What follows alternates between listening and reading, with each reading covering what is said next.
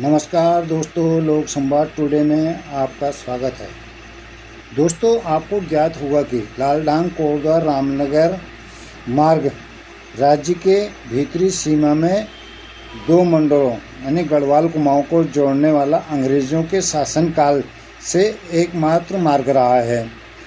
लेकिन दुर्भाग्य देखें कि जिस मार्ग में यूपी शासनकाल में आवागमन निर्बाध रूप से चला करता था, राज्य बनने के बाद इस मार्ग को लेकर के राजनीतिक विद्वेषों की भावना से लगातार कानूनी बाधाएं खड़ी कर इस मार्ग पर विराम लगाने का प्रयास किया जा रहा है और दो मंडलों के लोगों को आपस में सद्भाव रोकने का काम भी किया जा रहा है। कुछ दिन कोटद्वार से यूट्यूबर प्रवीण थापा जी ने कोटद्वार से दिल्ली गडकरी से मिलने के लिए 11 दिन की पैदल यात्रा शुरू की। ठीक है, और इस रोड को बनाने के लिए लगातार जन जागरूकता अभियान चलाया।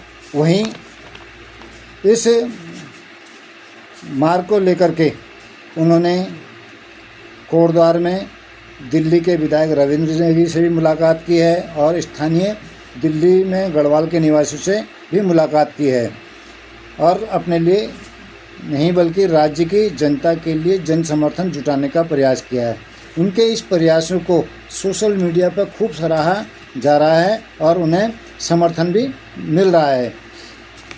इस जन समर्थन के दौरान उन्होंने राज्य बनने में सबसे बड़ी बाधा जनप्रतिनिधियों की उपेक्षा को लेकर के किया है, जिस कारण से उत्तराखंड के तमाम जनप्रतिनिधि इसमें काफ़ी ट्रोल किए जा रहे हैं। उसी ट्रोल से आहत होकर के गुरुवार को सुरेंद्र सिंह नेगी ने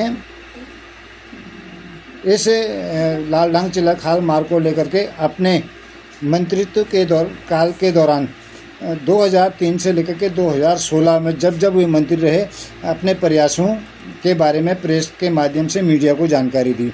लोक संवाद टुडे में भी उन्होंने अपने इन प्रयासों को उजागर करने का प्रयास किया है और इस मार्ग में सबसे बड़ी बाधा भाजपा और भाजपा के जनप्रतिनिधियों को बताया है। तो क्या कहते हैं सुरेंद्र सिंह नेगी, आइए सुनते हैं। मालन नदी भी जो हमारे समय में जिसकी एक किस्म से सैद्धांतिक स्वीकृति दी गई थी, उसकी डीपीआर उस समय जो है शासन में लंबित हो गया, अथक पड़ा हुआ है।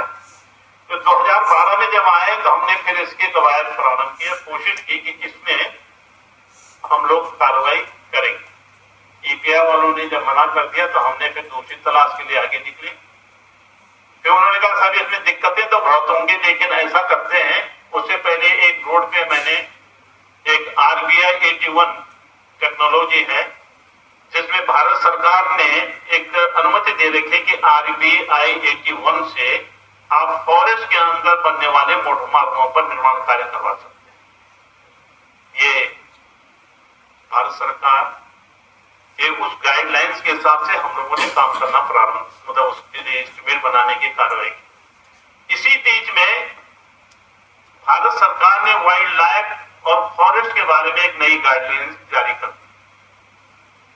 पहले तो हम लोगों ने जैसे कि ये टैग कंपनी को ठेका दे दिया, उन्होंने कहा नहीं इसकी प्रक्रिया बदलेगी और उन्होंने स्टेट वाइल्ड लाइफ बोर्ड, हर राज्य में स्टेट वाइल्ड लाइफ बोर्ड बना दिए और नेशनल स्तर पर भी नेशनल वाइल्ड लाइफ बोर्ड, जिसकी संस्कृति से ही के उपरांत ही जो मोटर मार्गों का निर्माण हो पाएगा, यानी फॉरेस्ट के अंदर।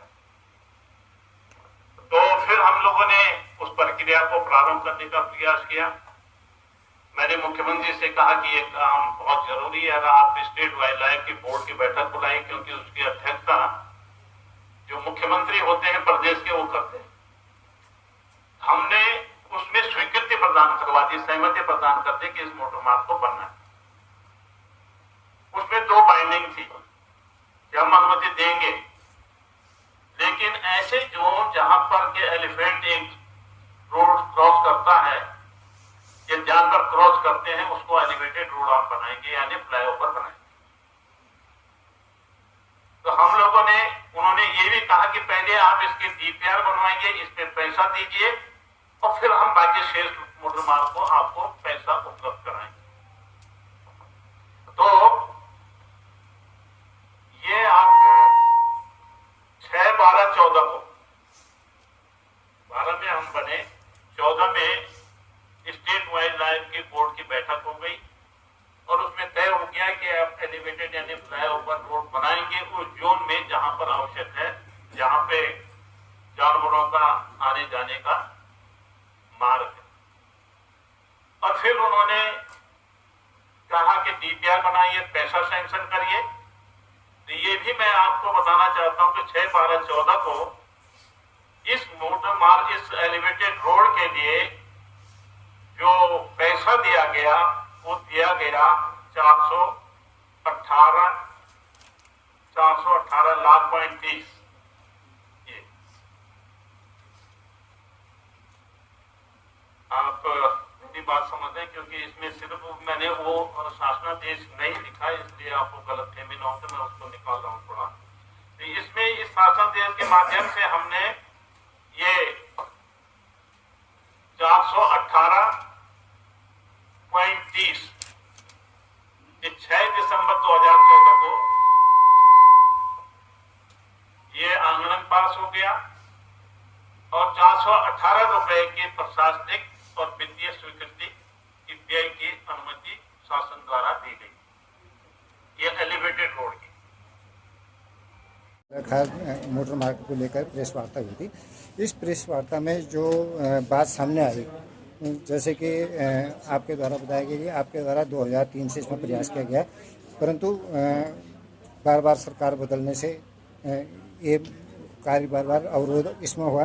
परंतु जो आपने हमको प्रपत्र दिया है उसमें ये देखने को आया कि जो भी काम आपने शुरू करवाया लालढांग मोटर मार्ग पर, परंतु उसमें जो कार्यादेश हुआ वो जो शासनकाल का अंतिम वर्ष था उसमें हुआ, जिसके कारण सरकार बदल गया, काम रुक गया। अब पहली सरकार में भी आपके साथ यही हुआ, दूसरी सरकार में भी यही है, क्या कहेंगे इस बारे में? देखिए, ऐसा है, ये चिल्लरखाल लालढांग मोटर मार्ग एक बहुत ही महत्वपूर्ण मोटर मार्ग है, दोनों मंडलों को जोड़ने वाला मार्ग है। इस मोटर मार्ग बनने से कोटद्वार ही नहीं पूरे बेल्ट में जो है आर्थिकी का संचार होता, जो व्यवसाय लगातार लुप्त सुप्त हो रहा है उसमें बढ़ावा मिलता, व्यवसाय यहाँ का बेहतर होता, शेयरडेप स्टोर यहाँ खुलते, रोजगार लोगों को मिलता, स्कूल जिसमें हम लोग हजारों हजार बच्चों को रोजगार देने के लिए जिसके लिए हमने बनाया था वहाँ पे उनको रोजगार मिलता अगर ये सड़क बन जाती। अब आपका ये कहना है कि क्या कारण है कि 2007 में, पहले 2006 में आपने पैसा सैंक्शन किया और जो है 2007 में जो है वो हो गया।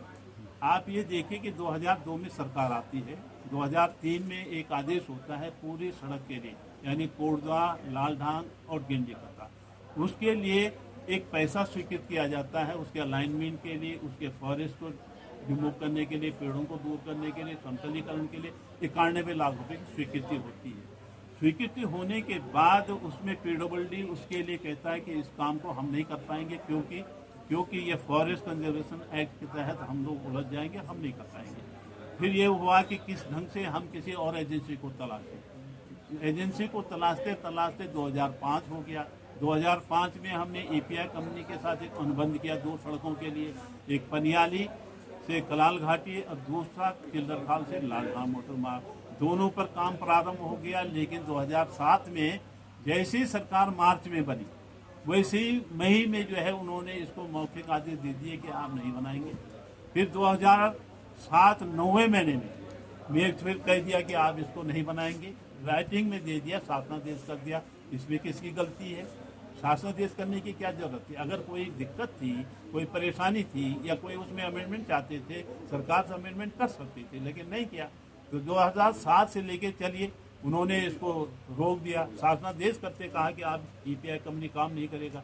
7 हो गया, 8 हो गया, 9 हो गया, 10 हो गया, 11, 12 मार्च तक उन्होंने कुछ भी इस पे नहीं किया। न काम पहले वाला होने दिया, न बाद में जो होना चाहिए उनके द्वारा वो भी नहीं हुआ। 12 में फिर हमने काम शुरू की 12 में सबसे पहले हमने EPI कंपनी वालों से पूछा भाई आप इसमें काम करिए, उन्होंने कहा बिल्कुल भी नहीं करेंगे। फिर जो है 13-14 में हमने इस पर जो है नहीं ढूंढा कि भाई कैसे होगा, कई बैठे गए, उन्होंने कहा PWD को हम काम नहीं कर पाएंगे क्योंकि इसमें जो है डामरीकरण नहीं हो सकता है, इसमें जो है जानवर फिसलते हैं, वाइल्ड लाइफ को खतरा हो सकता है, वो जो है चोटिल हो सकते हैं। फिर ये हुआ कि EPI कंपनी को ढूंढा गया कि कोई ऐसा तो उपकरण होगा पूरे देश के अंदर जो फॉरेस्ट के अंदर काम करते होंगे, वो फॉरेस्ट के लिए जो टेक्नोलॉजी बनी होगी। RBI 81 को ढूंढा गया, RBI 81 से काम प्रारंभ करने की बात हुई, उनके लिए कहा DPR बनाइए, अनुबंध बनाइए कीजिए। 278 करोड़ रुपए का जो है वो बन गया, एस्टिमेट बन गया 2010-11 में। अब जो है 2012 में, ये 2012 में जब हम आए तो हमने ये काम प्रारंभ करवा दिया। होते होते जो है इस पर शासनादेश भी हो गया, पैसा भी सैंक्शन हो गया 709 करोड़ रुपए, उस पर टेंडर भी हो गया, टेंडर भी खुल गया 12वें महीने में। अब अगली सरकार को यही चाहिए था कि 12वें महीने में अगर ये हुआ तो उससे आगे काम बढ़ाती। यही तो होता है, सरकारें बदलने का मतलब ये थोड़े काम रोक देना। आप उसी काम को जिसके टेंडर हो रखा है, लोहे सा रखा है, और उसको जो है आगे बढ़ाने में भी आप कतरा रहे हो, इसका मतलब ये तो मानसिकता आपकी कि आप इस सड़क को बनाना ही नहीं चाहते हो। और फिर बनाई ऐसी बनाई कि उसमें जो है कोर्ट में मामला फंस गया, क्योंकि स्टेट वाइल्ड लाइफ का जो बोर्ड की जो संस्थाएं हैं उसमें ये था कि सबसे पहले आप वाइल्ड लाइफ के लिए वो आप एलिवेटेड रोड बनाएंगे, फ्लाईओवर बनाएंगे, जिसके लिए हमने 418 लाख रुपए स्वीकृत किया, 709 करोड़ रुपए जो है उसके लिए स्वीकृत किया। मेरा ये कहना है कि ये सरकार नहीं थी, उनको तो पकी पकाई मिल रही थी, पैसा मिल रहा था, पहले 278 लाख रुपए मिल रहा था। आप EPI कंपनी के समय कि उसको आगे बढ़ाते, उस पैसे करते, कुछ भी नहीं करना था, इनको काम ही करना था, और काम हो रहा था, शासनादेश से रोक दिया गया।